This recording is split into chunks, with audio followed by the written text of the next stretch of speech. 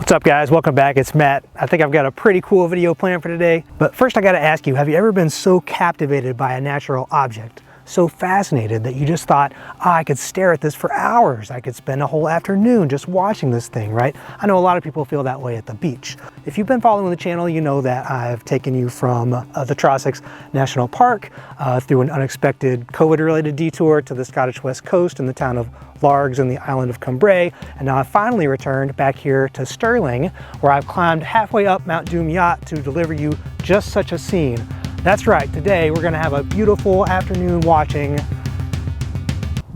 cows.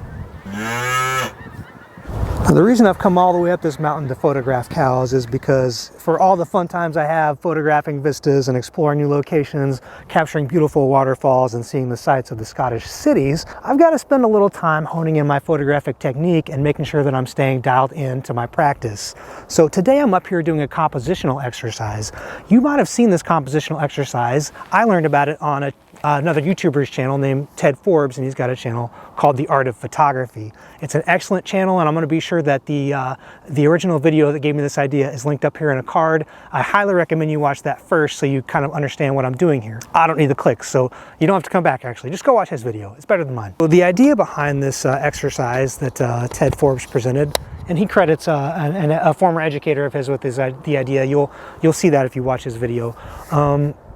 The idea behind it is the idea of communicating visually through your photograph, and there's a very simple exercise that he uses to demonstrate how sort of you can compound elements within an image or a photograph to develop more and more complex meaning. And he uses the terms that I'm not familiar with called figures and a ground. So the ground is just a plane, and in his exercise he's constructed a ground that's a rectangle of black construction paper.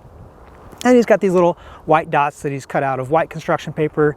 Most of them are similar, or a few are different. Some of them aren't dot shapes. And then just, you know, as he arranges the dots on the ground, right, as he arranges the figures on the ground and gives them more complex relationships to each other, he finds that he is able to successfully communicate more and more complex information through his photograph.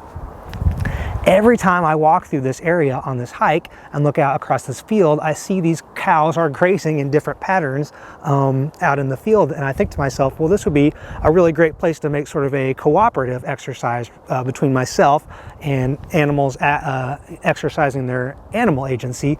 I'm going to take this exercise through essentially exactly the same steps that Ted did in his video. So first I'm going to capture an image of just the ground.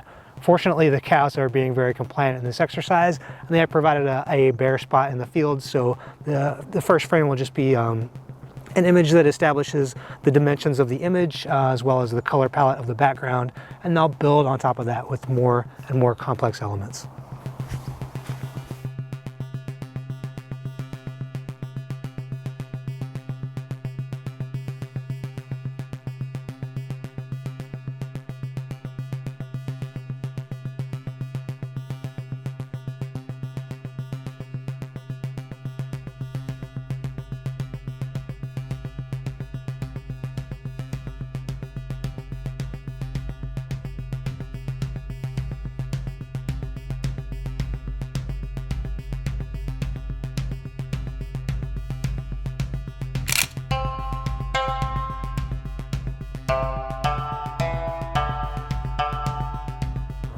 Okay, next I noticed that some areas of the field are divided by lines. There are lines of trees, lines of fences, and lines of different sorts of crops and grasses.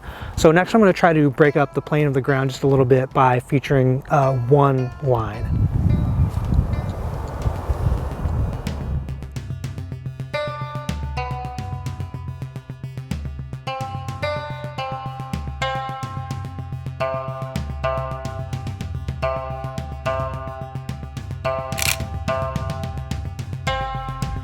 So the image of one line breaking a essentially unpatterned plane already gets your mind stirring about what kind of line be, what kind of line represent.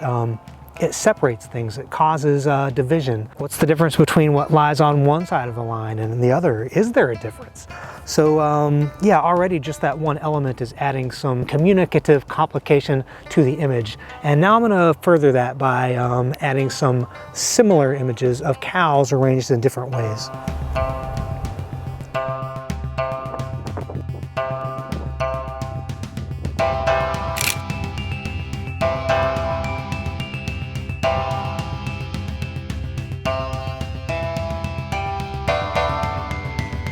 I should also point out that in Scotland, cows are called coos.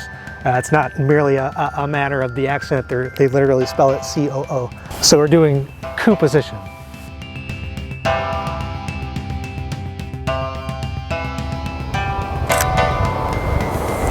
Okay, I've got a good variety here. I'm going to reel some of the images together for you. I'd love to hear what your thoughts are, what it makes you think of, how do you interpret these images, and what do they communicate to you.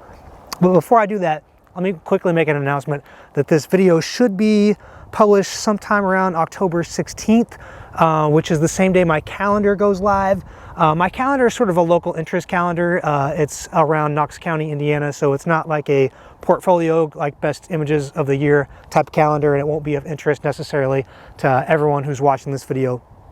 But Knox County, Indiana is my home county. I'm very proud of it. And of course, every photographer will tell you that they get their best images from where they live. So if you're into rural imagery, Americana, agricultural imagery, this is some of the best I think that's out there, and certainly some of my best photography from the year, and it's all themed around my home county.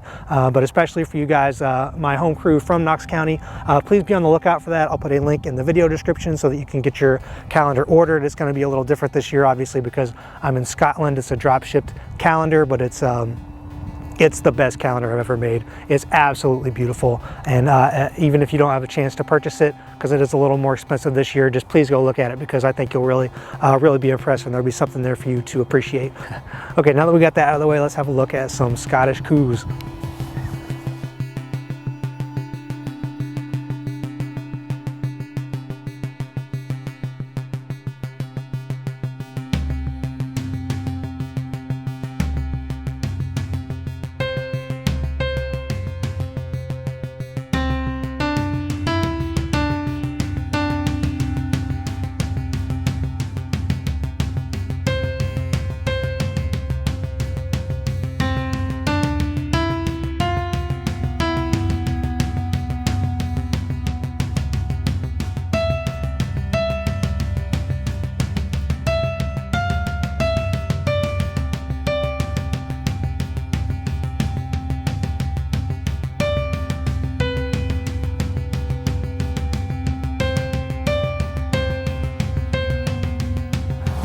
By the way, I've never done a what's in my camera bag video, but I think I'm going to do that for my next video. So what's really going to be fun about that is I've had my camera bag for, I don't know, probably like close to 10 years, and it's full of pockets and things that I don't even know what's in them. So, why don't you subscribe, and then in the next video, you and I can discover together what's in my camera bag. Until next time, you guys, keep an eye out and a foot forward, and thanks for watching. I'll see you later. Suddenly it got really cloudy, and as you can see, it's really dark here. In fact, I think I'm presenting to you almost in silhouette. Okay, I'm really sorry for the jarring way this turned out. Dear God, no!